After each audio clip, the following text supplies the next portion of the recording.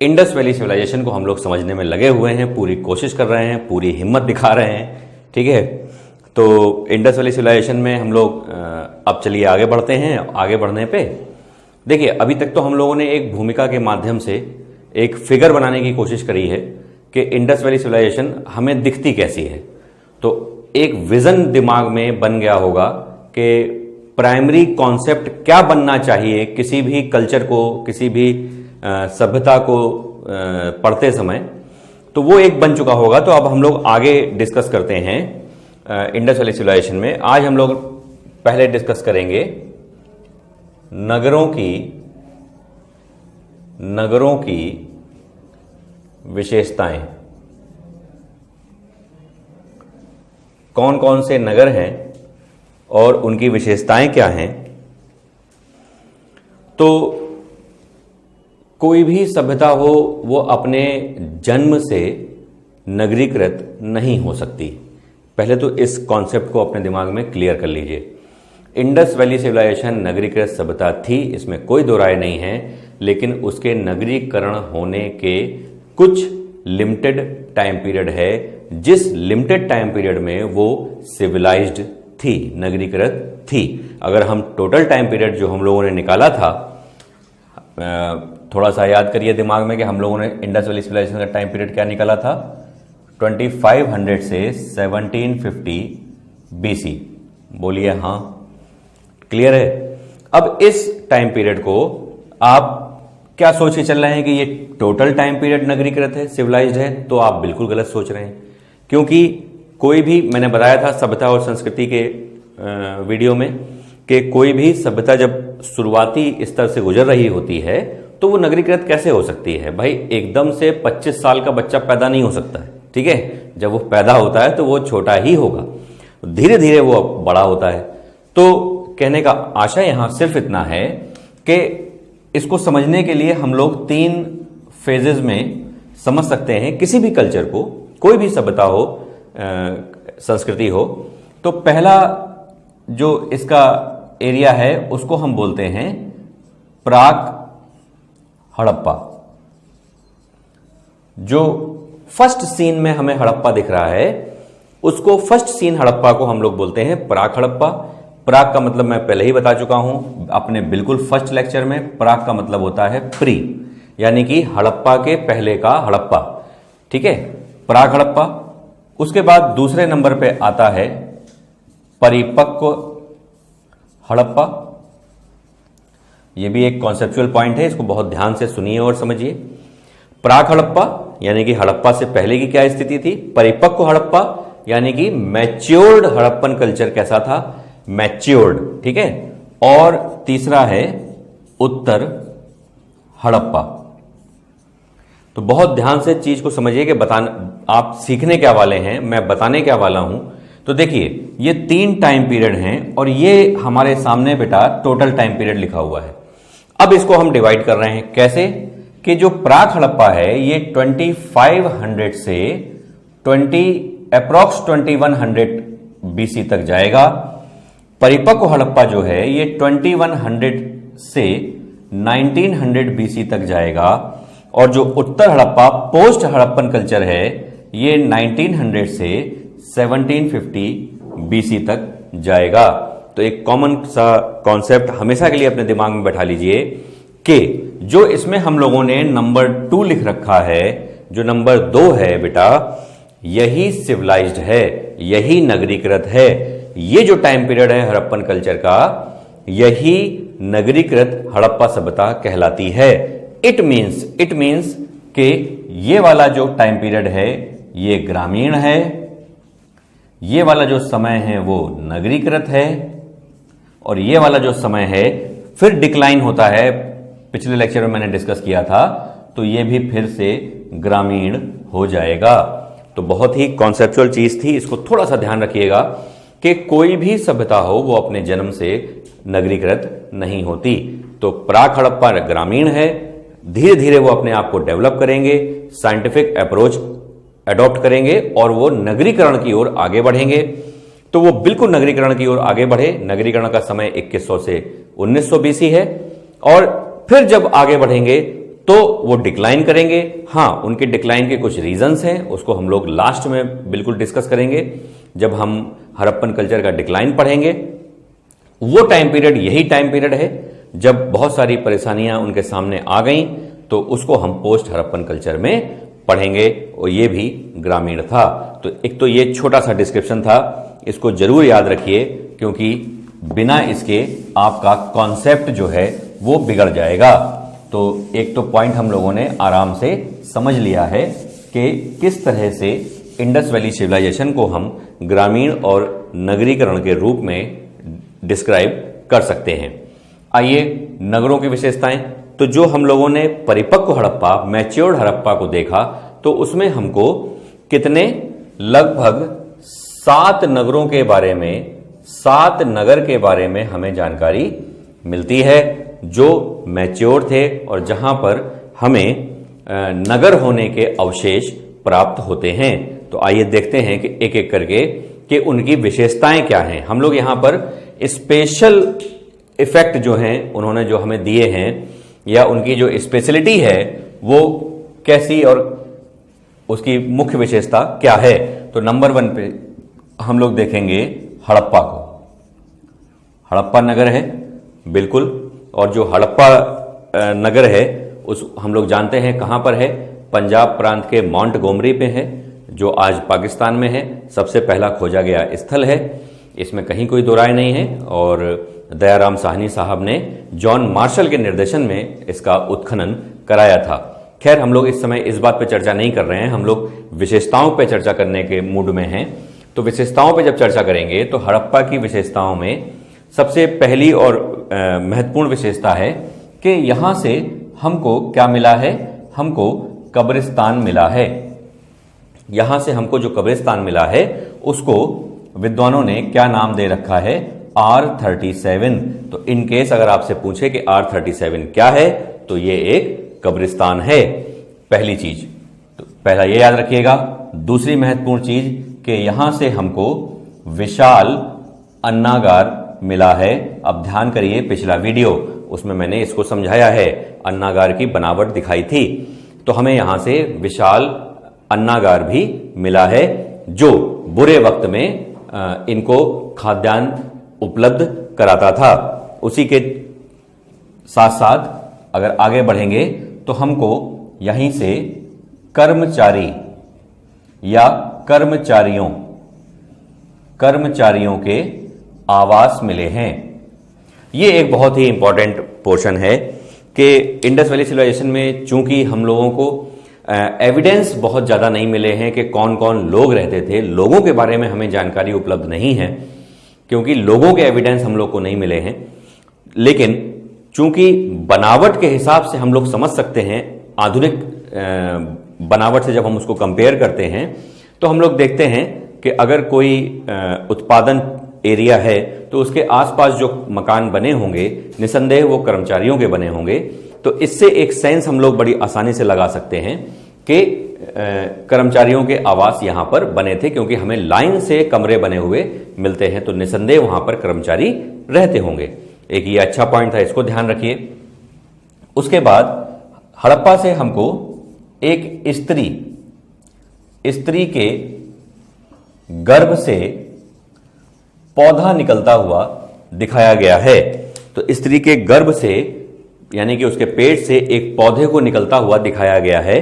तो ये हमें क्या सेंस दे रहा है, ये हमें एक ये सेंस दे रहा है कि स्त्री के गर्भ से पौधा निकल रहा है। इट मीन्स कि जो फीमेल है वो प्रोडक्शन का एक सोर्स है, और कहीं ना कहीं यही रीजन बन जाता है कि फीमेल से रिलेटेड हमें बहुत सारी सामग्रियां इंडस वैली सिविलाइजेशन में मिलती हैं, चाहे वो ऑर्नामेंट से रिलेटेड हों, चाहे वो स्त्रियों के किसी भी अन्य मामले से संबंधित हों, उनके चित्रों से संबंधित हों।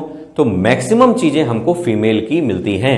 यही कारण है कि इंडस वैली सिविलाइजेशन को हम लोग मातृ सत्तात्मक कहते हैं। माता की सत्ता, जो आज अगर हम आज के समाज से उसको कंपेयर करें तो इसमें कोई दो राय नहीं कि आधुनिक समाज जो है वो पितृसत्तात्मक समाज है, पिता की सत्ता चलती है। लेकिन उस समय का समाज यानी कि हमारे भारत की संस्कृति का पहला संस्कृति का जो चैप्टर है उसका समाज मात्र सत्तात्मक था। इसके एविडेंस हम लोग धीरे धीरे आगे बढ़ते समय चीजों में देखते जाएंगे।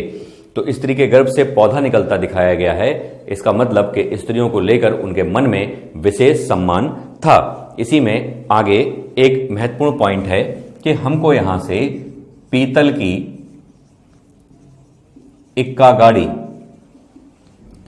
ये कई बार प्रीलिम पर्पस से पूछ लेता है। हालांकि हम लोगों के डिस्कशन का जो माध्यम है बेटा, ध्यान रखना, एक इंपॉर्टेंट बात कहने जा रहा हूं कि हम लोगों के चैप्टराइजेशन में जो डिस्कशन चलेगा वो कॉन्सेप्ट प्लस फैक्ट दोनों चलेंगे। इसलिए आपके लिए पूरा का पूरा टॉपिक ही इंपॉर्टेंट हो जाता है, क्योंकि फैक्ट्स आपको प्रीलिम में काम आएंगे और कॉन्सेप्ट आपको मेंस में लिखने के काम आएंगे जीएस पर्पस से। तो पीतल की जो इक्का गाड़ी है ये हमको हड़प्पा सभ्यता से मिली है, एक पॉइंट ये याद रखिएगा। उसके बाद आगे बढ़ते क्रम में हम लोग देखेंगे कि नेक्स्ट महत्वपूर्ण नगर जो है, दूसरा महत्वपूर्ण नगर जो है वो मोहनजोदड़ो है। मोहनजोदड़ो नगर हम लोग को पता है कहां है, तो मोहनजोदड़ो भी पाकिस्तान में है। 1922 में हम लोग जानते हैं इसकी खुदाई हुई थी, राखाल दास बनर्जी साहब के माध्यम से खुदाई हुई थी। और ये भी पंजाब में है, सिंध में है, सिंध प्रांत में। और मांडगोमरी जो एरिया है, सॉरी लरकाना जो एरिया है, लरकाना जिले में है ये। तो यहां पे हमें कौन कौन सी इंपॉर्टेंट चीजें मिल रही हैं, तो सबसे पहली और महत्वपूर्ण चीज तो आइए इसके शब्द पे ही थोड़ी चर्चा कर लेते हैं। मोहनजोदड़ो जो है, इसका जो शाब्दिक अर्थ है, इस वर्ड से जो मीनिंग निकल रहा है उसका मीनिंग होता है मृतकों का टीला। मृतकों का टीला, it means valley of dead. तो वैली ऑफ डेड इसको बोलते हैं, मृतकों का टीला इसको बोलते हैं। जो आप मोहनजोदड़ो देख रहे हैं ये सिंधी भाषा का शब्द है। किस भाषा का शब्द है? सिंधी भाषा का। तो सिंधी में मोहनजोदड़ो का अर्थ होता है मृतकों का टीला, वैली ऑफ डेड। तो इसका मतलब यह हुआ कि यहां से 837 नाम का कब्रिस्तान मिला था और ये तो वैली ऑफ डेथ ही है। तो यहां से कितने कब्रिस्तान मिले होंगे? तो निसंदेह आपके मन में 10, 20, 50, 100 की संख्या दिमाग में आ रही होगी। तो याद रखिएगा कि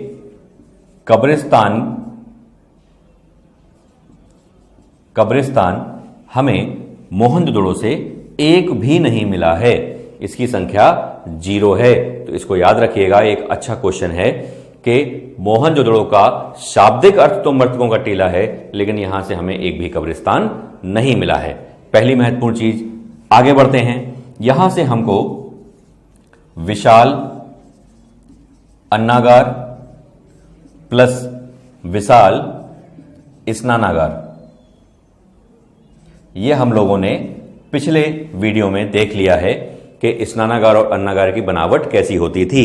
अधिकतर घरों में हमें स्नानागार और अन्नागार मिले हैं, स्नानागार घरों में और अन्नागार उस पर्टिकुलर क्षेत्र में मिला है। तो कहने का आशय यहां यह है कि विशाल अन्नागार और स्नानागार की बनावट जो है वो हमें मोहनजोदड़ो से मिलती है। तो ये फैक्चुअल पॉइंट्स हैं, इनको थोड़ा सा ध्यान रखने की आवश्यकता है। इसके बाद एक इंपॉर्टेंट यहां से हमें भवन मिलता है जिसे हम कहते हैं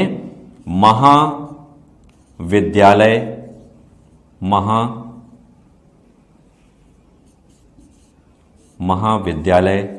भवन। यहां से हमको महाविद्यालय भवन मिला है। ऐसा कहा जाता है कि निसंदेह वहां पर स्टूडेंट जो हैं वो पढ़ते होंगे। तो महाविद्यालय भवन एक बहुत ही यूनिक सिस्टम है, क्योंकि स्कूल टाइप का हम एक लंबे समय तक भारतीय इतिहास में नहीं पाते हैं कि स्कूल होते थे। हम लोग जैसे ही हड़प्पा सभ्यता के बाद वैदिक कल्चर में एंटर करेंगे तो वैदिक कल्चर में भी स्कूल आपको देखने को नहीं मिलेंगे। वहां आपको गुरुकुल देखने को मिलेंगे, गुरु के पास जाकर शिक्षा ग्रहण करते हुए बच्चे दिखाई देंगे, लेकिन कोई बिल्डिंग ऐसी बनी हो जहां पर बैठकर विद्यार्थी विद्या अध्ययन करते हों, ऐसा हमें प्राप्त नहीं होता है। तो ये एक इंपॉर्टेंट पॉइंट है। इसके आगे बढ़ते हैं तो नेक्स्ट पॉइंट में हम कह सकते हैं कि यहां पर कांसे की नर्तकी की मूर्ति मिली है। ये बहुत इंपॉर्टेंट क्वेश्चन है आपके लिए कि कांसे की नर्तकी की मूर्ति जो हमको मोहनजोदड़ो से मिली है वो नाचते हुए उसको दिखाया गया है। मैं फिगर के माध्यम से आपको कुछ इंपॉर्टेंट फिगर्स इस टाइम पीरियड की जरूर दिखाऊंगा, वीडियो के बीच में आपको देखने को मिल जाएगी। तो कांसे की नर्तकी की मूर्ति जो है वो इस बात की ओर इशारा करती है कि इंडस वैली सिविलाइजेशन के लोग मनोरंजन के लिए नर्तक या नाचने गाने के मामले में भी आगे थे और उसको मनोरंजन का एक साधन मानकर चलते थे। इसी क्रम में आगे अगर हम बढ़ें तो हमको यहां से एक योगी की आकृति मिली है। ये जो योगी की आकृति है ये एक बहुत इंपॉर्टेंट जेस्चर संकेत हमको देती है। एक योगी है जो पालथी मारकर बैठा हुआ है और एक शॉल टाइप का ओढ़े हुए है, जिसको हम कहते हैं कि तिपतिया अलंकरण ओढ़े हुए है। तिपतिया अलंकरण का मतलब होता है, जैसे मान लीजिए कि कोई शॉल है, उस शॉल पर इस तरह से ब्लैक स्पॉट दिए गए हों, या अमूमन आजकल फीमेल के दुपट्टे इस तरह के देखने को मिल जाते हैं कि एक दुपट्टा है उसमें डॉट बने हुए हैं किसी भी कलर के। तो इस प्रकार का जो डिजाइन होता है उसे तिपतिया अलंकरण कहा जाता है। तो तिपतिया अलंकरण ओढ़े वो बैठा हुआ है, योगी मिला हुआ है मोहनजोदड़ो से। बेटा एक बहुत इंपॉर्टेंट पॉइंट है, मोहनजोदड़ो से ही हमको आदि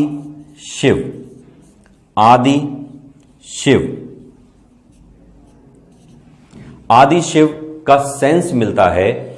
एक व्यक्ति है जो ध्यान की मुद्रा में बैठा हुआ है, उसकी आधी आंखें खुली हैं और आधी आंखें बंद हैं, उसके बाल बहुत छोटे छोटे हैं और उसके दोनों कंधों पर सर्प को दिखाया गया है और उसके सामने पशु खड़े हैं। और इस प्रकार का जो सीन हमें उस मोहर में दिखाई दे रहा है, तो मोहर में जब हम उस ऐसे व्यक्ति को देखते हैं तो उसको हम आदि शिव कह देते हैं। और आदि शिव जॉन मार्शल साहब ने सबसे पहले उसे कहा था। अब यहां पे एक बहुत इंपॉर्टेंट पॉइंट है, इसको ध्यान रखना कि आदि शिव जैसा दिखाई देने वाला जो वो पुरुष है उसको जॉन मार्शल साहब ने ही आदि शिव कह दिया है। आदि शिव का यहां मतलब क्या है? आदि शिव का मतलब है शिव के पहले का शिव, यानी कि शिव नहीं, शिव के पहले का एक रूप, एक थॉट, एक विचार, वो हमें दिखाई देता है एक व्यक्ति में, तो उसको हम आदि शिव की संज्ञा दे सकते हैं और वो उन्होंने जॉन मार्शल साहब ने दिया है। तो ये एक इंपॉर्टेंट पोर्शन है। तो अगर मान लीजिए आपसे परीक्षाओं में पूछा जाता है कि कौन सा देवता सबसे प्राचीन माना जाता है, तो आप वहां पर शिव को टिक करते हैं। तो शिव को टिक क्यों करते हैं ये आपने अभी अभी समझा है, क्योंकि हड़प्पा काल में हमें इस प्रकार का एविडेंस मिलता है और जॉन मार्शल साहब ने उसको आदि शिव कहा है। तो ये एक इंपॉर्टेंट पोर्शन है, इसको थोड़ा सा ध्यान रखिएगा। अगला महत्वपूर्ण पॉइंट है कि जो सूती कपड़ा है, सूती कपड़े का साक्ष्य भी हमको यहां से मिला है मोहनजोदड़ो से। तो बहुत ही महत्वपूर्ण एरिया है मोहनजोदड़ो। और बहुत आप देख ही रहे होंगे कि इनमें से तमाम क्वेश्चन ऐसे हैं जो एग्जाम में, प्रीलिम एग्जाम में पूछे जा चुके हैं, तो वो हिट करता है। तो थोड़ा सा यहां पर सतर्क रहने की आवश्यकता है। तो सूती कपड़ा भी हमको यहां से मिला है। इसके आगे बढ़ते हैं। तो नेक्स्ट तीसरा जो महत्वपूर्ण वो है नगर, चलिए मैं यहीं पे डिस्कस कर देता हूं। नेक्स्ट महत्वपूर्ण नगर है चान्हुदड़ो। चान्हुदड़ो जो है ये भी आपका पाकिस्तान में है। मोहनजोदड़ो से लगभग 80 मील की दूरी पर चान्हुदड़ो स्थित है। चान्हुदड़ो की जो सबसे बड़ी विशेषता है उसमें आपको ध्यान रखना है कि चान्हुदड़ो से हमको लिपस्टिक के साक्ष्य मिले हैं। लिपस्टिक के साक्ष्य हमको चान्हुदड़ो से मिले हैं। मोस्ट इंपॉर्टेंट क्वेश्चन आपके लिए। और ध्यान रखिएगा कि अब इस बात का तो एविडेंस नहीं मिलता है कि लिपस्टिक लगाता कौन था, मतलब मेल फीमेल दोनों लगाते थे। तो हो सकता है कि उस समय लिपस्टिक मेल फीमेल दोनों लगाते हों सुंदर दिखने के लिए। क्यों कह सकते हैं भाई, बालियां महिला पुरुष दोनों पहनते थे, जूड़ा महिला पुरुष दोनों लगाते थे, और ऑर्नामेंट्स जो भी हैं सजावटी माला वगैरह तो वो मेल फीमेल दोनों करते थे। तो अगर लिपस्टिक के साक्ष्य मिले हैं तो हम लोग कैसे कहें कि वो केवल महिलाएं उसका प्रयोग करती थीं? तो हो सकता है कि पुरुष भी उसका प्रयोग करते हों। तो लिपस्टिक के साक्ष्य हमको चाहुदड़ों से मिले हैं। उसके बाद एक इंपॉर्टेंट यहां से पॉइंट और मिला है, यहां से हमको मुद्रा बनाने का कारखाना मिला है। तो यहां पर मुद्रा बनाने का आशय यहां पर ध्यान रखिएगा कि इंडस वैली सिविलाइजेशन में, थोड़ा सा ध्यान दीजिएगा शब्दों पे, कि इंडस वैली सिविलाइजेशन में अगर हम मुद्रा शब्द का प्रयोग कर रहे हैं तो ये मुद्रा बिल्कुल भी, मुद्रा मीन्स कॉइन, ये मुद्रा बिल्कुल भी धातु की नहीं है, मेटल की मुद्रा बिल्कुल नहीं है। इंडस वैली सिविलाइजेशन में हमें इंटर स्टेट और इंटरनेशनल ट्रेड दिखाई देगा, लेकिन ये जो ट्रेड होता था, ये ट्रेड रुपए पैसे के माध्यम से नहीं होता था। ये ट्रेड जो है वो बार्टर सिस्टम से होता था, वस्तु विनिमय के माध्यम से होता था। जो वस्तु हमारे राज्य में ज्यादा पैदा हो रही है उसको हम दे देते थे, और जो हमारे यहां पैदा नहीं होती है उसको हम अन्य राज्य से ले लेते थे। तो इसका सिंपल सा मीनिंग क्या जा रहा है कि हम वस्तु विनिमय, वस्तुओं के माध्यम से ट्रेड यानी कि व्यापार करते थे। तो यहां मुद्रा से आशय, मुद्रा बनाने का कारखाना जो है, यहां से आशय हम लोग आगे इसको डिस्कस करेंगे। तो यहां पे हम केवल लिख देते हैं सील यानी कि मोहर। तो बेसिकली इसको आप मोहर को दिमाग में रखकर चलिएगा। तो दो महत्वपूर्ण पॉइंट, लिपस्टिक मिली है और मुद्रा बनाने का कारखाना हमको चाहुदड़ों से मिला है। एक इंपॉर्टेंट यहां से पॉइंट और है, इसको भी थोड़ा सा ध्यान रखिएगा और आपको जान के हैरानी होगी ये पॉइंट जो हम लोग डिस्कस करने जा रहे हैं ये कहां का है और इसका डिस्कशन कहां का है। तो इसको ध्यान रखिएगा। तो इसका मेन मोटिव ये है कि यहां हमें बिल्ली का पीछा करते एक कुत्ते को दिखाया गया है। तो थोड़ा सा इस पॉइंट पे चर्चा करिए, क्योंकि देखिए हम लोग कहीं ना कहीं वैचारिक रूप से जुड़ने का प्रयास कर रहे हैं, तो हमें एक दूसरे को वैचारिक रूप से समझना भी होगा। तो अब ध्यान दीजिए कि इसमें हम लोग डिस्कस क्या करने वाले हैं कि बिल्ली का पीछा करते कुत्ते को दिखाया गया है, और इस तरह की हमें और भी जगहों से स्टोरीज मिलती हैं। तो आपको जान के हैरानी होगी कि जिस प्रकार की स्टोरी हमको हड़प्पन एविडेंस में मिली हैं, वो स्टोरी आपको जान के हैरानी होगी कि पंचतंत्र की कहानियों से वो रिलेट करती हैं। बड़ी स्पेशल बात है, बहुत स्पेशल बात है, क्योंकि पंचतंत्र की कहानियों से हमें जो शिक्षाप्रद कहानियां हैं, पंचतंत्र जो है वो विष्णु शर्मा द्वारा लिखित है, और विष्णु शर्मा का जो समय है वो गुप्तकालीन है। तो अब सोचिए कि गुप्त काल और हड़प्पा काल में कितना डिफरेंस है। तो अगर हम लोग देखा कि मोटा मोटी लगभग 2,500 साल का डिफरेंस है गुप्त काल और हड़प्पा काल में। लेकिन कुछ हमें एग्जाम्पल ऐसे मिल जाते हैं जो पंचतंत्र की स्टोरीज से दिखाई देते हैं। तो ये बड़ा ही स्पेशल मामला है जो अजीब सा लगता है, लेकिन क्या इस पे मतलब निरुत्तर हो जाते हैं कि कैसे संभव है कि हड़प्पा में पंचतंत्र के सेंस हमें दिखाई देते हैं। तो ये एक इंपॉर्टेंट पॉइंट था, इसको थोड़ा सा समझने का, इस पर विचार करने का प्रयास करिएगा। एक इंपॉर्टेंट पॉइंट और है चाहुदड़ों का कि यहां से हमको वक्राकार ईंटें मिली हैं जो यूनिक है। वक्राकार ईंटें इंडस वैली सिविलाइजेशन में यूज नहीं होती थी। आगे हम लोग इसको डिस्कस करेंगे कि किस प्रकार की ईंटें होती थी, लेकिन वक्राकार तो नहीं होती थी। तो ये स्पेशल क्वेश्चन आपके लिए सिर्फ इसलिए हो जाता है कि यहां से ईंटें वक्राकार मिल जाती हैं। तो वक्राकार का मतलब यहां पर सिलेंड्रिकल शेप है। सिलेंड्रिकल शेप की जो ईंटें हैं वो हमें कहां से मिली हैं, वो हमें कर्व्ड शेप की जो ईंटें हैं वो हमें कहां से मिली हैं, कर्व शेप की ईंटें जो हैं वो हमें चाहुदड़ों से मिली हैं। तो चाहुदड़ों से हमको वक्राकार ईंटें मिली हैं, एक महत्वपूर्ण पॉइंट यहां पर रहेगा।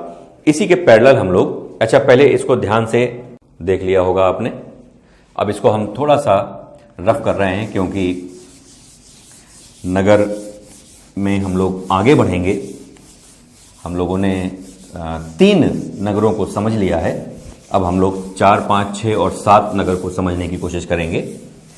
चूंकि थोड़ा बड़ा बड़ा लिखने का रहता है तो कम चीज़ें आ पाती हैं। बिल्कुल ध्यानपूर्वक सुनते और समझते चलिए। उम्मीद करता हूं कि आप बेहतर स्थिति में होंगे, समझ रहे होंगे।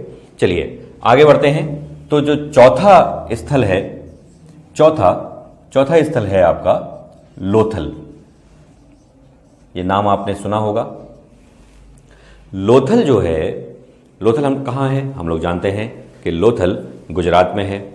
गुजरात में कहाँ है? गुजरात में भोगवा नदी के तट पर है। भोगवा नदी के तट पर लोथल बसा हुआ है, अहमदाबाद के पास।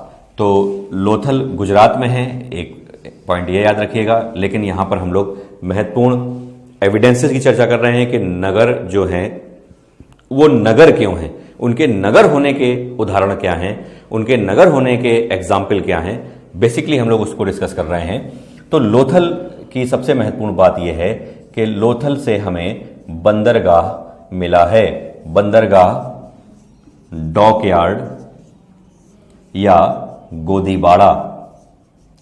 गोदीबाड़ा, तो ये सब एक कॉमन वर्ड या सिनोनिम्स के रूप में इनको आप यूज कर सकते हैं। या पोर्ट एरिया या हार्बर जिसे हम कहते हैं बंदरगाह, वो हमें लोथल से मिला है। एक बहुत इंपॉर्टेंट पॉइंट है, इसको थोड़ा सा गंभीरता से लेना, क्योंकि लोथल एक बहुत इंपॉर्टेंट प्लेस था इंडस वैली सिविलाइजेशन में। क्योंकि अगर हमें बंदरगाह मिल रहा है तो इसका सिंपल सा एक मीनिंग निकल रहा है। मीनिंग ये निकल रहा है कि ये यहीं से ट्रेड बहुत फ्री फ्लो आगे जाता था और ट्रेडिंग का ये एक प्रकार का सेंटर था।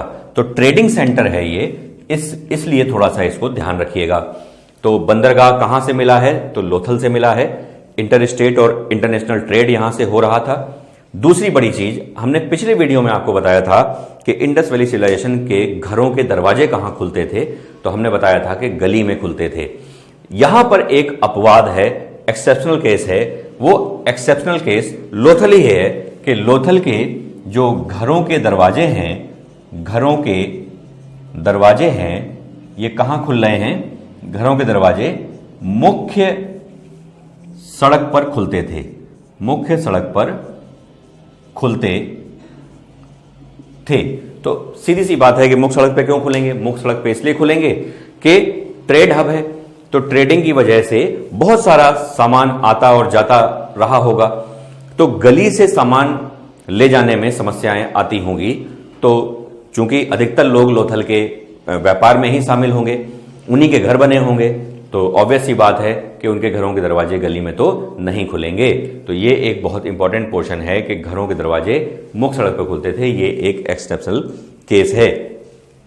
अन्य महत्वपूर्ण पॉइंट, लोथल से हमको धान का साक्ष्य मिला है। मोस्ट इंपॉर्टेंट क्वेश्चन है। धान की भूसी हमको मिली हुई है लोथल से। इसको थोड़ा सा ध्यान रखिएगा, क्योंकि मेरे ख्याल से 50 बार ये एग्जाम में पूछा गया है कि चावल के साक्ष्य कहां से मिले हैं। धान का मतलब यहां चावल से है, चावल मतलब राइस से है। तो धान या चावल के साक्ष्य हमको यहां से मिले हैं। एक महत्वपूर्ण प्रश्न ये हो गया। अगला महत्वपूर्ण क्वेश्चन क्या हो गया कि यहां से हमको 3 युगल शवाधान मिले हैं। तो क्रिमेशन सिस्टम में अगर हम देखें तो वो शव को दफना देते थे ग्रेवयार्ड में। तो 3 युगल शवाधान मिले हैं। यहां पर युगल का संबंध युगल से नहीं है जो आपके दिमाग में आ रहा होगा। युगल का मतलब पेयर का मतलब कपल का जो मतलब होता है कि पति पत्नी। यहां पति पत्नी वाला मैटर नहीं है। यहां युगल का मतलब है कि व्यक्ति के साथ उसका पालतू जानवर दफनाया जाता था। मानव के साथ कुत्ते को दफन करने का एक आम प्रचलन सा था उस समय। तो 3 युगल शवाधान हमको यहां से मिले हैं। कहां से? लोथल से। ये एक इंपॉर्टेंट पॉइंट है। इसी में आगे बढ़ते क्रम में हम देखेंगे कि लोथल से हमको बेटा फारस की मुद्रा मिली है। ये एक बहुत अच्छा क्वेश्चन है। फारस की मुद्रा मिली है। फारस, अगर हम बहुत छोटे से अंदाज में फारस को देखना चाहें तो अगर हम भारत को देखेंगे तो भारत का अगर ये मैप है तो इसमें भारत में जब आप इधर पश्चिम की ओर बढ़ेंगे तो एक हल्का सा टर्न होके इस तरह से बन जाता है। बेटा ये आपका अरब प्रायद्वीप है, यहीं पर आपका सऊदी अरब है, यूएई है, ओमान है, यमन है, कतर है, बहरीन है, वो सारे देश यहां पर चिपके हुए हैं। तो जो आप ये टर्न देख रहे हैं, यहां पर ये पानी है और यही आपकी फारस की खाड़ी कहलाती है। खैर, ये आपको विजन करने के लिए कि मोहर कहां से मिल रही है, तो फारस की मोहर हम लोगों को मिली है। और इसका मतलब क्या हुआ कि इंडस वैली सिविलाइजेशन का जो मैंने मैप बनाया था वो कुछ इस तरह था। इट मीन्स कि यहां से इनके व्यापारिक संबंध हैं। तो इंडस वैली सिविलाइजेशन के संबंध कहां से व्यापारिक हैं? फारस से व्यापारिक हैं, क्योंकि वहां का हमारे पास मोहर मिल रही है, एक दूसरे की मोहर मिल रही है। इसका मतलब है कि एक दूसरे से व्यापार चल रहा है। तो इसको इस ढंग से थोड़ा सा याद रखने का प्रयास करिएगा कि फारस की मोहर मिली है। चलिए आगे बढ़ते हैं। तो पांचवें में हम लोग देखेंगे कि कालीबंगा नगर हमको मिलता है। कालीबंगा हम लोग जानते हैं हनुमानगढ़ जिले में राजस्थान में है, घग्गर नदी के किनारे है और एक इंपॉर्टेंट पोर्शन है कालीबंगा। कालीबंगा की विशेषताएं क्या है? सबसे पहली चीज, कालीबंगा जो वर्ड है उस शब्द का अर्थ क्या होता है? तो कालीबंगा शब्द का अर्थ होता है काली मिट्टी की चूड़ियां। तो ये तो हो गया इसका शाब्दिक अर्थ, काली मिट्टी की चूड़ियां। तो काली मिट्टी की चूड़ियां हो गई कालीबंगा का अर्थ। आगे नेक्स्ट पॉइंट में, कालीबंगा एक बहुत इंपॉर्टेंट एरिया है।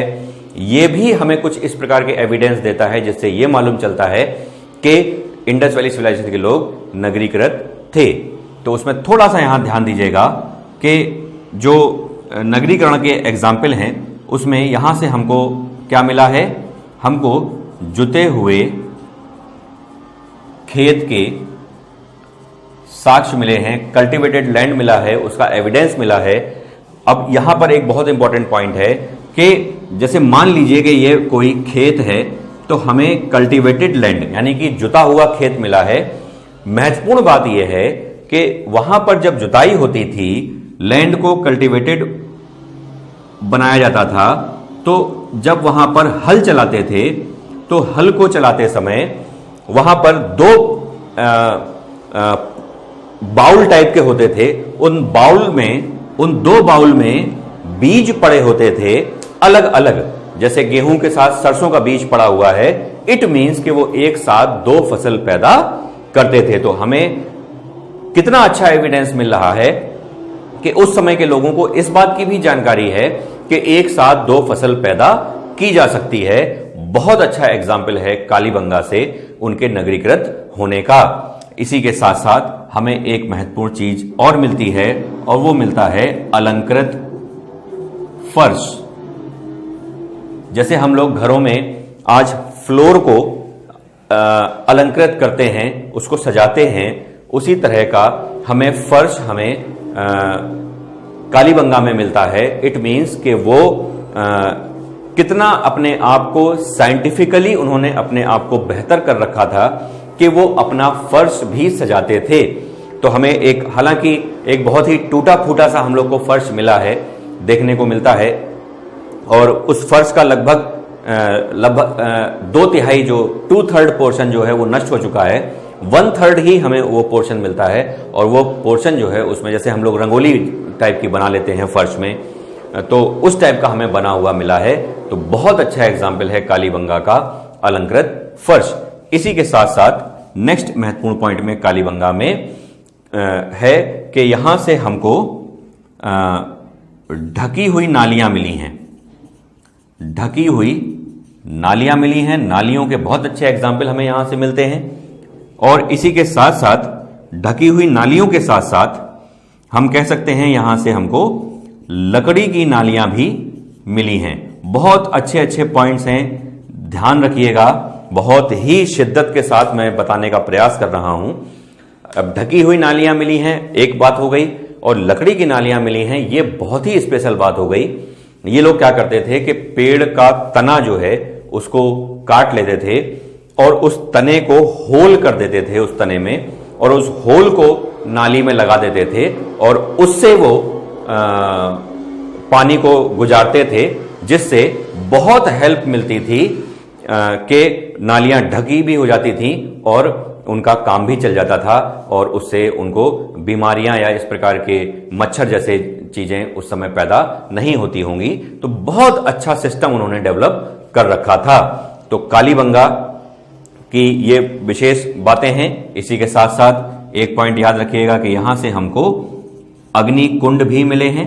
मैंने पिछले लेक्चर में बताया था कि पुरोहित स्नानागार से स्नान करने के बाद अग्नि कुंड में नहाता था, और नहाने के बाद इन्हीं अग्निकुंडों में, स्नानागार में नहाने के बाद अग्निकुंडों में जाकर पूजा पाठ करता था। इसी के साथ साथ नेक्स्ट पॉइंट में याद रखिएगा कि कालीबंगा से हमको बेलनाकार मोहर मिली है। बेलनाकार मोहर मिली है। सिलेंड्रिकल शेप में हमको मोहर मिली है। मोहर का मतलब यहां पर सील से है। तो सिलेंड्रिकल सील हमको कहां से मिली है? कालीबंगा से मिली है। इसी क्रम में अगर हम देखें तो हमें यहां से भी युग्म समाधान देखने को मिलता है। यहां से हमको युग्म समाधान का एक ही एग्जाम्पल मिलता है, बड़ी बात है। यहां से हमको एक एग्जाम्पल मिला है, लोथल से हमको 3 एग्जाम्पल मिले हैं। तो युग्म समाधान हमको यहां से मिला है, प्लस यहां से हमको शवाधान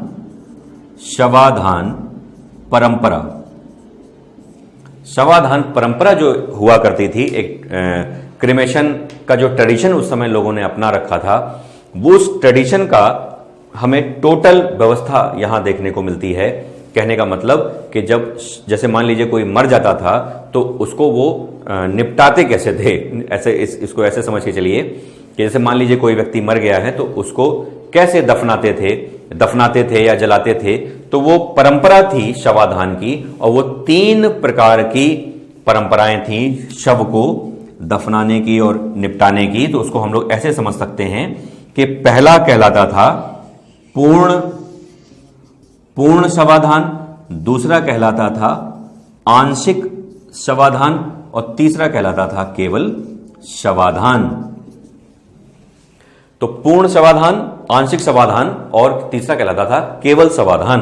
तो पूर्ण शवाधान का मतलब होता था जब पूरी तरह से मरने के बाद व्यक्ति को सीधा जमीन में दफना देते थे, पूरे विधि विधान के साथ, उसके साथ उसका खाद्य सामग्री भी रख देते थे, खाने पीने की वस्तुएं रख देते थे। कभी कभी हमें पालतू जानवरों के उस साथ में उसको दफनाने के एविडेंस मिले हैं, जो हम लोग यहां पर डिस्कस कर रहे थे, युगल समाधान। तो कहने का मतलब कि वो कंप्लीटली उसको दफना देते थे सामग्रियों के साथ, क्योंकि उन्हें कहीं ना कहीं इस बात पर विश्वास था कि हम लोग यहां पर चलते फिरते हैं, खाते पीते हैं, तो वो किसी व्यक्ति को मरा हुआ नहीं मानते थे। वो ये मानते थे कि वो इस जगह से किसी अन्य जगह पर यात्रा करने जा रहा है, तो यात्रा के दौरान उसको भूख प्यास लगेगी, इसीलिए वो उसके साथ खाद्य सामग्री रखते थे। इट मींस कि वो इहलोक का मतलब होता है पृथ्वीलोक, इहलोक के साथ साथ परलोक में भी विश्वास करते थे। तो हमें मानव द्वारा इहलोक और परलोक में विश्वास करने की ये एक बहुत बड़ी वजह हमें दिखाई देती है कि अगर वो किसी व्यक्ति के साथ सामग्रियों को रख रहे हैं। तो एक पॉइंट तो ये महत्वपूर्ण हो गया। तो पूर्ण समाधान में वो टोटल उसको दफना रहे हैं सामग्रियों के साथ। दूसरा आंशिक समाधान था, ये बड़ा ही स्पेशल समाधान था। इसमें वो लोग क्या करते थे, जैसे मान लीजिए कोई व्यक्ति मर जाता था तो उसे 3-4 दिन के लिए जंगल में फेंक आते थे। तो जब जंगल में फेंक आते थे तो उसे पशु या मांसाहारी जो पशु होते थे उसे नोच नोच के खाते थे। मान लीजिए पक्षी भी हैं कुछ मांसाहारी, चील और गिद्ध टाइप के, तो वो भी उसे नोच नोच के खाते थे। 3-4 दिन बाद जब वो जाते थे शव को लेने, तो जो कुछ भी सब बच जाता था, 250-300 ग्राम जो भी बच गया है, भाई नोचने वाले तो अच्छे से नोच नोच के खाएंगे, तो जो कुछ भी वो शव बच गया है फिर उसको दफनाते थे। ये बहुत ही यूनिक परंपरा थी, पता नहीं वो इस प्रकार की परंपरा क्यों अपनाते थे। जहां तक मेरा मानना है वो ऐसा उन लोगों के साथ करते होंगे जो असामाजिक कृत्य करते होंगे, जो सोशली मिसबिहेव करते होंगे, ऐसा उन लोगों के साथ वो लोग जरूर करते होंगे। तो मिसबिहेव करने वाले लोगों के साथ आंशिक शवाधान जैसा कार्य वो अपनाते होंगे। उसके बाद शवाधान है, तो शवाधान के अंतर्गत लास्ट में जो आता था वो था दाह संस्कार, अर्थात तीसरे वाले में शवाधान में वो जो शव होता था उसे वो जला देते थे। तो कहने का मतलब कि हमें शवाधान परंपरा की, क्रिमेशन सिस्टम की एक ट्रेडिशनल पूरी की पूरी व्यवस्था हमें कालीबंगा में देखने को मिलती है, और यह हमें बड़ा अच्छा एविडेंस देती है कि मरने के बाद वो व्यक्ति के साथ क्या क्या करते थे। तो यहां भी कई पॉइंट एक साथ हो गए हैं, थोड़ा ध्यान से देख लीजिए। चर्चा जारी है बेटा। 7 सिटीज की हम लोगों ने बात करी थी, 5 सिटीज को हम लोग यहां पर डिस्कस कर चुके हैं। 2 सिटी हम लोग की और बाकी हैं, जिसका नाम है बनावली और धौलावीरा। अभी हम लोग जस्ट डिस्कस करेंगे इसी के बाद, लेकिन उसके पहले थोड़ा सा देख लीजिए, एक बार रिकैप कर लेते हैं कि लोथल जो गुजरात में है, भोगवा नदी के किनारे है, हम लोगों ने डिस्कस किया था। रिवर भोगवा के तट पर है, उसके शोर पे है। वहां से हमको बंदरगाह, डॉकयार्ड, गोदीवाड़ा, जैसे हम पोर्ट या हार्बर कहते हैं, वो मिला हुआ है। और घरों के जो दरवाजे हैं वो मुख्य सड़क पर, मेन रोड पर खुल रहे हैं घरों के दरवाजे। ये एक्सेप्शनल केस है, ये भी मैंने बोला था आपसे, क्योंकि केवल लोथल है जिसके दरवाजे मेन रोड पे खुल रहे हैं घरों के। रेस्ट ऑफ जो हड़प्पन कल्चर में हमें हाउसेस मिले हैं, उनके घरों के दरवाजे गली में खुलते थे। तो एक ये इंपॉर्टेंट है लोथल में। नेक्स्ट है राइस का, हमें एविडेंस मिला है, बहुत बार एग्जाम में पूछा गया है, आपके लिए बिल्कुल स्टार क्वेश्चन है। उसके बाद हमें 3 युगल समाधान, डुअल क्रिमेशन हमें मिले हुए हैं, फारस की मुद्रा मिली हुई है।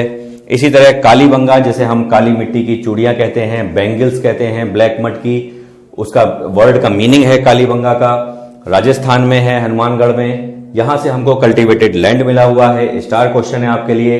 डिजाइंड फ्लोर मिला है, ये आपके लिए स्टार क्वेश्चन है। कवर्ड बेसिन्स मिली हैं, ढकी नालियां मिली हैं, मोस्ट इंपॉर्टेंट क्वेश्चन आपके लिए। प्लस लकड़ी की नालियां, मैंने बताया था कि जो स्टेम होता है, तना होता है पेड़ का, उसको वो खोखला कर लेते थे, उससे पानी को पास करते थे तो नाली बना लेते थे। अग्निकुंड हमको मिले हैं, फायर पिट जिन्हें कहा जाता है, तो फायर पिट हमको मिले हुए हैं। प्लस बेलनाकार मोहर हमको, सिलेंड्रिकल सील हमको मिली हुई है कालीबंगा से। यहां से भी हमको डुअल क्रिमेशन या युगल शवाधान का हमें एग्जाम्पल मिलता है। और उसके बाद हम लोगों ने शवाधान परंपरा को डिस्कस किया था। चलिए आइए इसी के आगे नेक्स्ट जो हम लोगों के 2 पोर्शन बचे हुए हैं, 2 सिटीज बचे हुए हैं, उनमें केवल 2-2, 3-3 इंपॉर्टेंट पॉइंट हैं, बस एक बार उसको भी सुन लीजिए।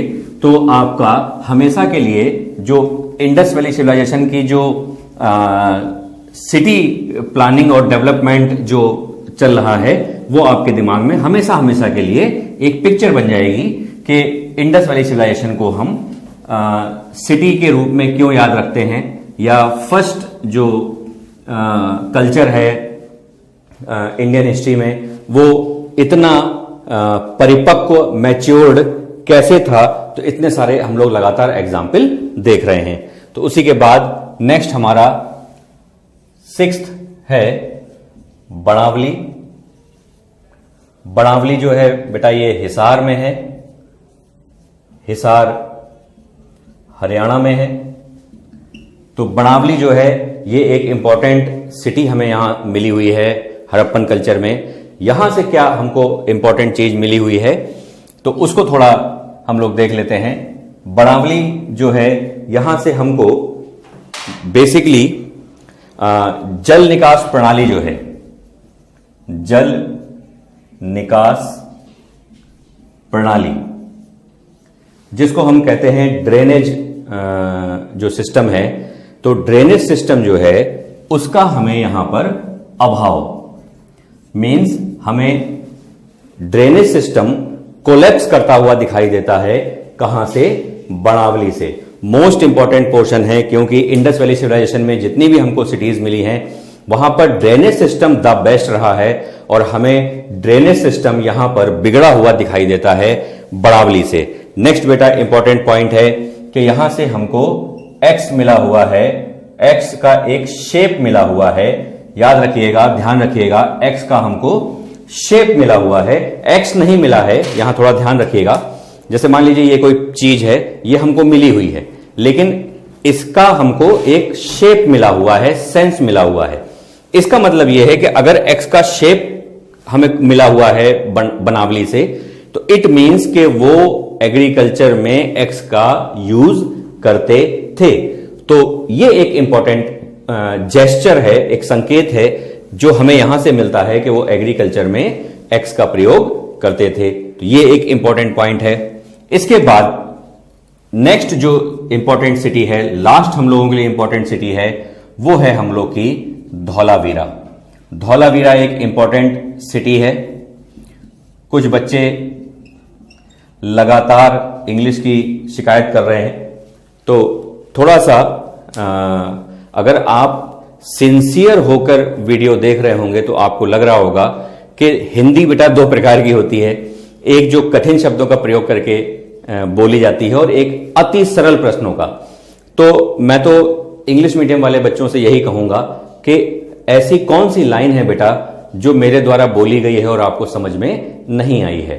तो बहुत परेशान मत होइए, और अगर ध्यान से आप सुन रहे हैं तो मैं समझता हूं कि आपके समझ में आ रहा होगा, और मैं भी कोशिश करूंगा कि जो टफ वर्ड हैं हिंदी के, मैं उसे इंग्लिश में बोलूंगा। तो धौलावीरा जो है ये बेटा गुजरात में है, गुजरात में है धौलावीरा। इसको हम रन ऑफ कच्छ में है, रन ऑफ कच्छ में है धौलावीरा, पहला इंपॉर्टेंट पॉइंट। और दूसरा इंपॉर्टेंट पॉइंट, अब इसमें फैक्ट्स कौन कौन से आपको याद रखने हैं, बहुत इंपॉर्टेंट है धौलावीरा हम लोगों के लिए। उसका पहला पॉइंट है कि जो हम लोगों को स्क्रिप्ट मिली है, जो हम लोगों को स्क्रिप्ट मिली है, इंडस स्क्रिप्ट, जिसे हम सिंधु घाटी सभ्यता की लिपि कहते हैं, स्क्रिप्ट कहते हैं, उसके सबसे बड़े अक्षर, जिसको हम अक्षर या जिसको हम कह सकते हैं कि हम लोगों को धौलावीरा में एक घर मिला है, घर के बाहर एक बहुत बड़ा साइन बोर्ड मिला है, ठीक है, साइन बोर्ड मिला है। उस साइन बोर्ड में जो हड़प्पा लिपि है उसके सबसे बड़े अक्षर, बड़े बड़े अक्षर का वहां पर प्रयोग हुआ है। तो यह थोड़ा सा आपको याद रखना पड़ेगा कि इंडस वैली सिविलाइजेशन में किस सिटी से हमें सबसे बड़े अक्षर प्राप्त हुए हैं। तो स्क्रिप्ट के सबसे बड़े अक्षर जो हैं वो हम लोगों को धौलावीरा से प्राप्त हुए हैं, जिनको हम लेटर्स कह सकते हैं, बिग लेटर्स हमको कहां से मिले हैं, हमको धौलावीरा से मिले हैं। दूसरी महत्वपूर्ण पॉइंट यह है बेटा कि जैसे अमूमन हम लोग जानते हैं कि इंडस वैली सिविलाइजेशन में, मैंने डिस्क्रिप्शन में आपको बताया था कि बेसिकली जो नगर है वो दो पार्ट में डिवाइड होता था, लेकिन यहां पे हमें स्पेशल चीज दिखाई दे रही है। ये भी एक्सेप्शनल केस है, इसलिए आपके लिए स्टार क्वेश्चन है कि ये जो नगर है या सिटी है ये 3 पार्ट्स में डिवाइडेड थी, डिवाइडेड इनटू 3 पार्ट्स। तो ये एक इंपॉर्टेंट स्टार क्वेश्चन है आपके लिए कि एकमात्र only this city is divided into 3 parts. तो ये एक स्टार क्वेश्चन है आपके लिए, ये याद रखिएगा। और एक तीसरा इंपॉर्टेंट पार्ट है कि यहां से हमको स्टेडियम हमको यहां से मिला है, क्रीड़ा स्थल जिसको हम हिंदी में कहते हैं, वो हमें यहां से मिला हुआ है। तो इंडस वैली सिविलाइजेशन में आप देख रहे हैं कि ऐसी कौन सी चीज है जिसकी आपको लग रहा है कि ये सिटी से कंपेयर नहीं की जा सकती। आज जो इंडस वैली सिविलाइजेशन का सिटी प्लानिंग है, जो इंडस वैली सिविलाइजेशन की ड्रेनेज सिस्टम है, वो बेटा आज भी हमें 21वीं सदी में, 21st सेंचुरी में बहुत सी जगहों पर हमें वो चीज दिखाई नहीं देती है। तो बहुत इंपॉर्टेंट है, हमें इंडस वैली सिविलाइजेशन से आज भी सीखना चाहिए। बहुत कुछ उन्होंने बहुत बेहतर ढंग से अपने आप को मैनेज कर के रखा था। वो मैनेजमेंट हमें आज बहुत सारे शहरों में देखने को नहीं मिलता है। हमें खुली नालियां देखने को मिल जाती हैं, जिससे बहुत सारी डिसीजेस पैदा हो जाती हैं, मच्छर के माध्यम से मलेरिया फैल जाता है। तो कहने का मतलब यहां यह है कि बेसिकली हम लोग जब कोई सब्जेक्ट पढ़ते हैं या कोई टॉपिक पढ़ते हैं तो वो टॉपिक हमको सिखा क्या रहा है, ये भी हमारे लिए जानना बहुत जरूरी होता है।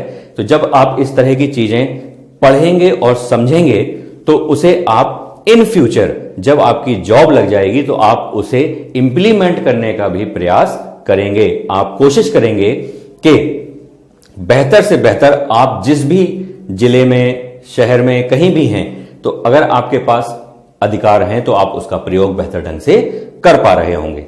तो बेटा, इन्हीं शब्दों के साथ हम लोगों ने एक इंपॉर्टेंट डिस्कशन सिटीज का यहां पर खत्म कर लिया है। इसके बाद हम लोग कुछ फैक्चुअल चीजों पे जानेंगे, कुछ जिगजैग टाइप का इंडस वैली सिविलाइजेशन के बारे में जानेंगे, जिसमें हम उनके रिलीजियस कंडीशन के बारे में, उनके स्क्रिप्ट के बारे में, कितने लेटर्स हैं स्क्रिप्ट के जो हमें मिले हुए हैं अप्रोक्स 400 के आसपास, और उनकी रिलीजियस बिलीफ्स क्या क्या हैं, प्लस जो डिक्लाइन किया है इंडस वैली सिविलाइजेशन उसका सबसे बड़ा रीजन क्या है। इन्हीं सब चीजों को लेकर अगला वीडियो लेकर मैं फिर उपस्थित हूंगा। मैं डॉक्टर अनुराग आपसे इजाजत लेता हूं। माई पाठशाला में बने रहने के लिए बहुत बहुत धन्यवाद।